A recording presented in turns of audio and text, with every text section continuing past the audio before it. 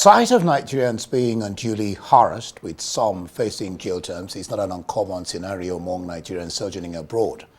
Who is a Nigerian in the international arena, and what level of influence and dignity does he wield? Well, the misadventure of many Nigerians abroad questions Nigeria's citizen diplomacy. What can be done to restore the dignity and pride of the Nigerian, and most especially to make the voice of Nigerians heard more positively in shaping our world? And as we explain Nigeria's foreign policy, visa, consular relations, and the nation's citizens' diplomacy, we're being joined by the Senate Committee Chairman on Interparliamentary Union Worldwide and a leading member of the ruling All Progressives Congress APC Senator Ibrahim. My pleasure to have you join us on Prime Time on Arise News. Thank you very much. Nice to see you again. Yep, nice to see you. Let's start with your comment concerning the Westfallia, with the way the world order is now, especially with Trump. Of course, you know what is happening with Brazil. What you could call interference. The 1964 principle of Westphalia still remains the bedrock of global peace and security. That's what you're saying. So, yes. How do the world converged in 1648 to sign the Treaty of Westphalia, and the whole idea is to protect sovereignty. Before then, you have challenges of who is the owner of the state. So the king at the time was the dominant ruler of the state, but he had to contend that authority with the Pope, of the Catholic Church, who was the head of the church. And this led to a lot of civil wars there and there, and even in the United Kingdom and all that. So the key issue was that we need the peace, we need global peace. And there was 30 years war between the Pope and the king. So we have so many treaties before then, Treaty of Hosborough in 1555, but in 1648 specifically, the notion of sovereignty was invented. That states should be sovereign. Apparatus of government should be controlled by institution of states, not individual, not king, not the Pope, but the states. And the government apparatus include legislature, executive, and judiciary, provided church territory have a divided region, geographical territory, population, government, and have control over its internal and external flows. Although we do know that all over the world, nobody have an absolute sovereignty. Yep. Because nobody can stop erosion from flowing to his country. That means you cannot control an internal matter that is coming up. Or email going to America. If I send email to America right now, Donald Trump cannot stop it. And to the extent I cannot control what is coming into his state or his country, it means that he doesn't have an absolute sovereignty. And that's why sometimes we say sovereignty is hypocrisy. But the key point, what was achieved in 1648, is the peace, the global peace, that states should be sovereign. And that sovereignty is very important and it's not negotiable. So if you look at the present government, what it's trying to do is to protect the sovereignty of Nigeria, which is not negotiable. So whatever the issue is, whether you are happy or you are not happy, in the international balance, Nigeria's sovereignty remains absolute and indivisible. There is no way we can compromise the sovereignty because we want juicy visa or we want, juicy pronouncement just because we could allow prisoners from America to come to Nigeria and then we can get life visa. No, that negates like Trump asking us to take exactly. That negates the principle of sovereignty. The government of Bola Ahmed Tinubu is protecting the sovereignty of Nigeria. I was going and to that come is very, to very that. important. According to you. Yeah. Nigeria still upholds these ideals. Yes. As Tinubu's liberal and sovereignty-conscious foreign policy has helped preserve peace on the continent. But some would say that that's not the case with his handling of the three nations, the issue of the three nations that have separated from the ECOWAS. No, Tinubu doesn't have absolute control over ECOWAS. ECOWAS is a regional body, mind you. He doesn't have absolute control. And he was the head at the head. Just a minute. You have a right of ingress and egress in any organization. A regional organization is mooted to be ECOWAS. And if I feel not satisfied or comfortable with some issues there, I can decide to go. And understand one thing. A country leaving ECOWAS doesn't start in one day and end in one day. I'm ECOWAS parliamentarian member. I'm a member of the parliament of ECOWAS. So I know it. Apart from the fact that I'm a Nigerian senator, I'm in the ECOWAS. So the ECOWAS parliament consider this over time. It's not that, oh, I want to leave ECOWAS today and you are leaving. Up to now, the exit date still need to be agreed on. So it's a continuous thing you discuss in international relations. You cannot say because you are president of ECOWAS, you will force a member state to remain. Because the member state is a sovereign state that determines its own ideas. And you cannot come around and say, oh, you must stay by all means. No, it's not possible. You might have a policy decision. For example, complain about democracy in your country when you are military. And then, of course, you might not be happy with that. And as a military head of the junta, you can decide to say, oh, because they won't allow military government in ECOWAS, it negates the founding member principle, so therefore, I want to leave ECOWAS. That you can leave. There's a voluntary, rules that you can come in and you can exit. That's the beauty of organization. Not that people will force you to be there. You want countries to prioritize border control. Yes. And at the same time, you regret that countries attempt to assert control, and this endangers globalization. There seems to be a disconnect there. There is nothing disconnecting because the globalization is collapsing. Yes. Before Trump came in, for 60 years, the geocentric system have been investing in globalization. The whole idea is that close the borders, make entry to be free, and allow people to move across to do their trade and carry goods. And that way enhance the economic development of our great country as well as the global space. That will exchange skills. That will make life more comfortable. But of recent, when Trump came, he introduced tariff here and there. That means trade barrier. That means return of that's deglobalization. American first policy. Exactly. So obviously, Trump is not looking at balance of power in terms of international interest. He's looking at inward balance of power within the American system and says, look, my foreign policy, America first, America second, America third. So he went internal, despite the fact that after the Cold War, America remained the hegemon of the global system. But again, he's trying to say, it's too burdensome for me to be hegemonic leader of the global system. So I want to drop that hegemon title. I want to be American president and see inwardly to what I can do, how much I can do economic transformation within the American system. Remember, Trump started talking about the international organization. In fact, revoking their CFO in America, saying, I'm cutting my funding to United Nations, to WTO. I don't want to have anything to do with it. And so many, we discussed this sometime when we were here the other time. So, firstly speaking, you see all of this. These are the praxis and the taxonomies of a realist. Donald Trump is a realist. He's not a liberal. So you don't expect policies of liberalism, coming from his own area. Now, America is a liberal state. It's different from President of America, who is a realist. So you see a realist driving the vehicle of liberalism. So you will know that... Are you saying Republicans are realists? Oh, Trump himself. I'm looking at Trump. Trump is a realist. But he's a Republican. Yeah, he's a Republican. But it's you as a president, as a Republican, as head of that party, you can decide the political system you want to drive. Like I said his praxis and his testimony. In his blood, he's a realist. There is no way. Look at Bola Ahmed Tinubu, Mr. President. He's a liberal. So he doesn't like aggressiveness of power.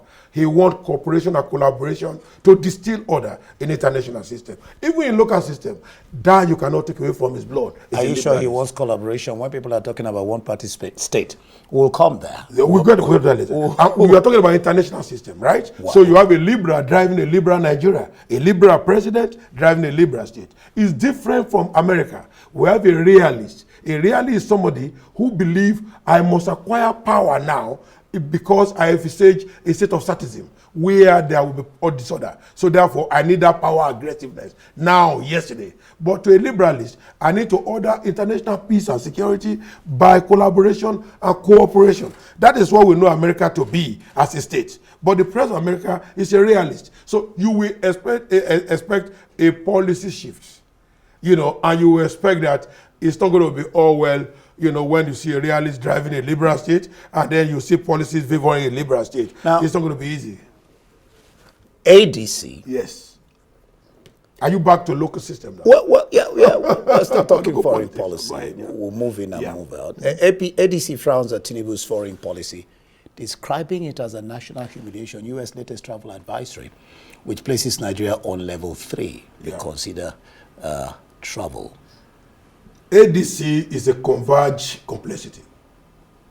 If they already converge. ADC is African Democratic Congress. Yeah, it's a converge complexity if they have converged. It's a converging complexity if they are still converging. So how can you say a foreign policy is a disorder because America downgraded you? America is a state like Nigeria. Are you now saying America is the police of Nigeria? That's what I said in the World Bank, don't I remember. And I asked the World Bank MD to apologize when he said Tinubu government policy doesn't favor human being. I said, does it favor animal? We can't continue in this plenary unless you apologize. And she came with eyes red and she apologized to Nigeria. That was a very wrong statement.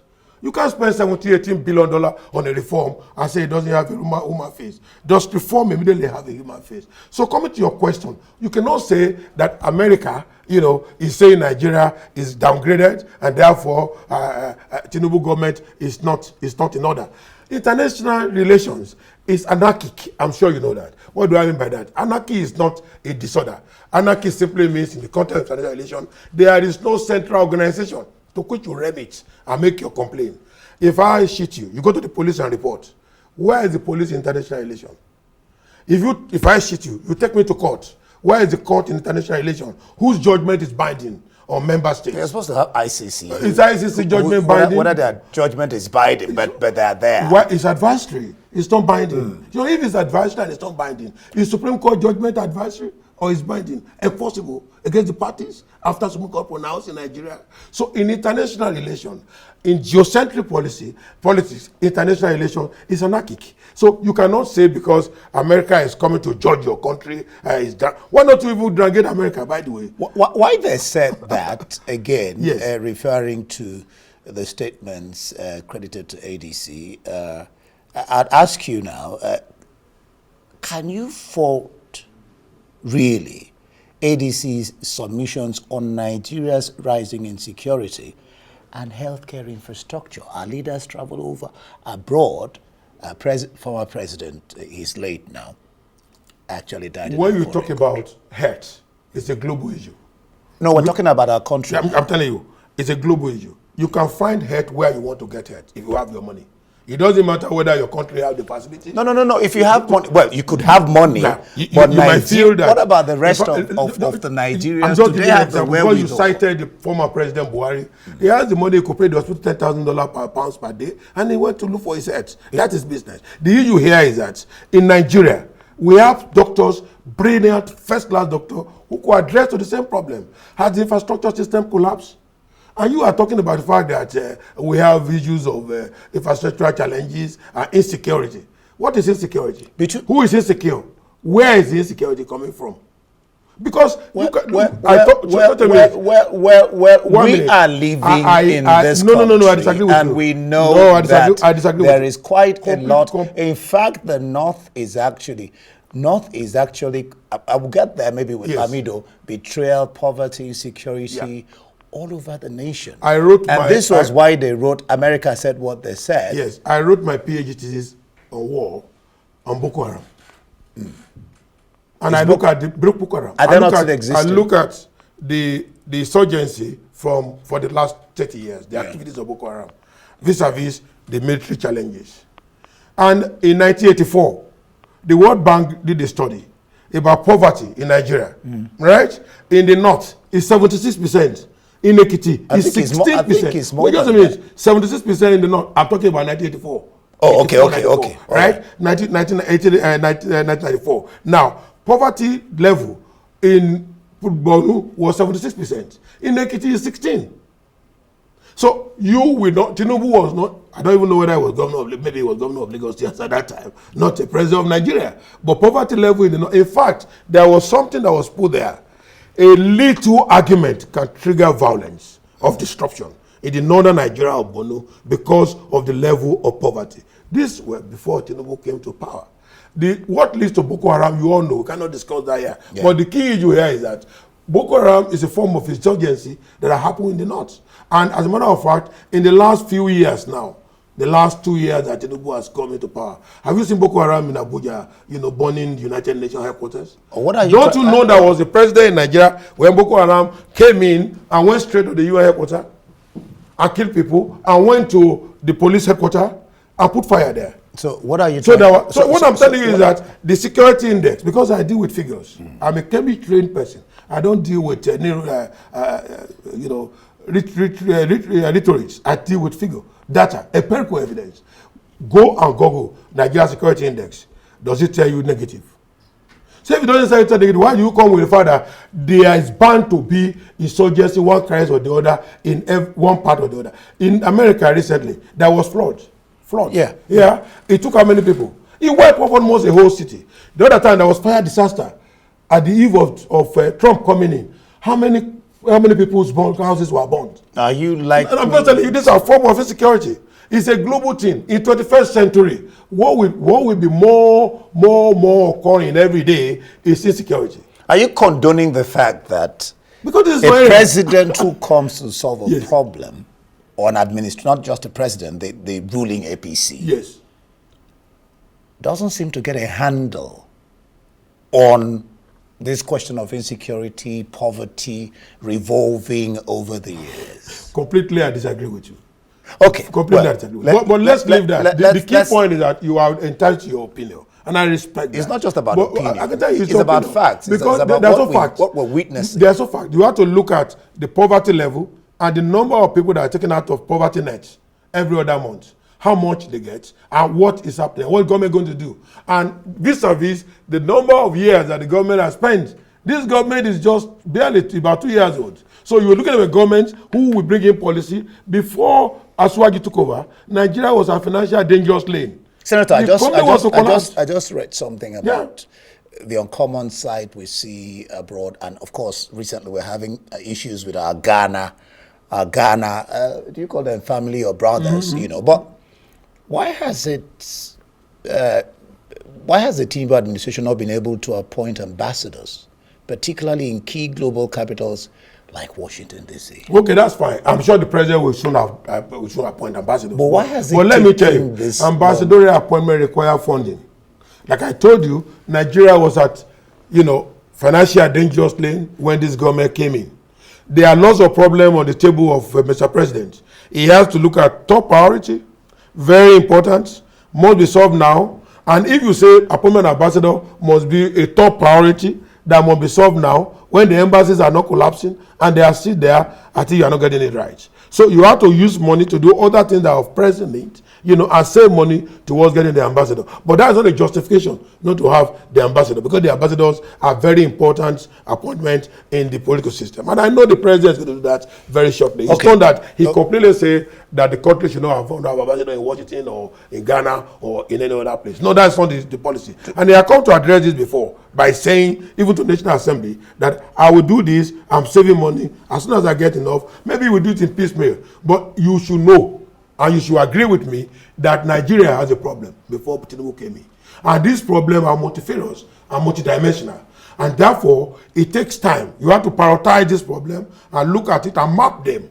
So Nigeria has challenges. He was elected to solve them and not to give. He's not complaining. Not to give his excuses. Is he complaining that he doesn't want to do? He doesn't solve the problem. Well, we have solved the problem one after the other.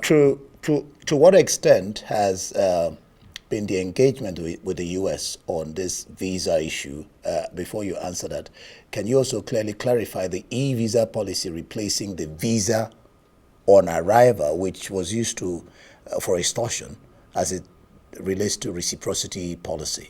I'm not going to talk about the Minister of Internal Affairs visa issue, because I am not completely happy with that. For example, the minister said when he came in that they would deliver passport to you in your house. That has never happened. So cancelling e-visa or whatever is done by business. My business is central focus on what is happening. Coming to the U.S. policy you are talking about, they are deliberate, provocative policy, foreign policy, that can trigger reactions when you don't want to react to some issues in international relations. You got to go political. So the issue is that government, the Minister of Foreign Affairs, need to find out from U.S. government what is happening. I remember a particular time when the US to want to have their people coming to Nigeria. I was in Foreign Affairs Ministry, and they demanded to have a meeting with us. They wanted multiple visa for their people. The ambassador was generous by granting it, but in exchange for multiple visa for Nigerian officers too. Yeah. This is the principle of international relations, the bedrock by which you know it to be. You have to understand that we do things in a reciprocal way. It's not that you just come up and say, because US reacted and say that your visa is dropped to 3 months, you too will immediately confront US to say your visa is dropped to 3 months or 4 months. But what is happening is that these are issues that as soon as the ambassadors are appointed, they will hold brief with their foreign counterparts, and then they will resolve them. They are not even issues that require Mr. President attention. All right, let's talk a little bit of politics. Tinubu garnered 6 million plus votes in the last election. 6 million? Plus. Yeah. Obi and Atiku together got 13 million plus votes. Yeah. And both are now in the ADC. Yes. That should definitely send shivers down the spine of the ruling party. It doesn't move up for a second. We are a strategic party. How many governors have moved to APC since the last election? How many are still coming? About 4 are still coming. At the end of the day, how many states do we have in Nigeria? 36. How many controlled by APC? 32. So what are you talking about? Who doesn't know the mathematics? No Donald Trump can challenge any election head there because it's based on data. So you can begin to say you have 1,000, 1 million votes. That's one problem. The key issue is that Tinubu's strategy, and I don't need to disclose this out, is to double his vote in the south and then maintain what is happening in the north and even, increase it. Now you've talked about the north. Yeah. So let me get there. Yes, go there. He got most of his votes, Yes. from the north. Yes. But the north, as at today, as we speak, they are divided. The crime, marginalization, betrayal, insecurity, poverty. And with the former president's 12 million votes no more on the table. Yeah. That is he's being elected, re-elected in 2017. These brilliantly well-crafted problems. They are not realistic problems. What do you mean brilliantly well-crafted? Well, when I say brilliantly, when you say the North, who is the North? Who can you say specifically is the North? Are you saying the northern states coming together as one person? So when you say the North, it's a language issue. A colleague of mine talked about the North sometimes ago in the Senate. Okay. And I told him I was the first woman being to host Buhari in my house in Ondo State for 7 nights. Right? So you go and do that. So do you love the North more than myself? I have a private university that I have a license. The vice chancellor is from the North. It's from Kaduna. I didn't appoint vice chancellor from Ondo. Why are you dividing Nigeria against Nigeria? Who is dividing Nigeria against Nigeria? It's not you. When I say why are you, it doesn't mean you as a person. Why are people talking this way? When you cannot actually fight success, you begin to put some things around success and say, the North 68% is not happy with Tinubu. Who told you that? When Tinubu was Tinubu and not the president of Nigeria, he won an election to the presidency. The power that did support Tinubu, there was colorization of the naira. There was movement of petroleum. There are so many policies were set up at that time by Central Bank to make election impossible. Didn't he win his primary? 1,260-something votes out of total number of votes. So, in Nigeria context, just a minute, let me balance. In Nigeria context, didn't win the general election. Look, these issues, in fact, we are not even thinking about it. Because we have a strategy. Mind you, his winning was not across the board. I think he got about 36%. You win, you win. If you don't win, you don't win. Simple ABC. Whatever is 37, 38, 39, one vote can make you to win the election. The fact that the opponent couldn't get that vote to win the election is a loser.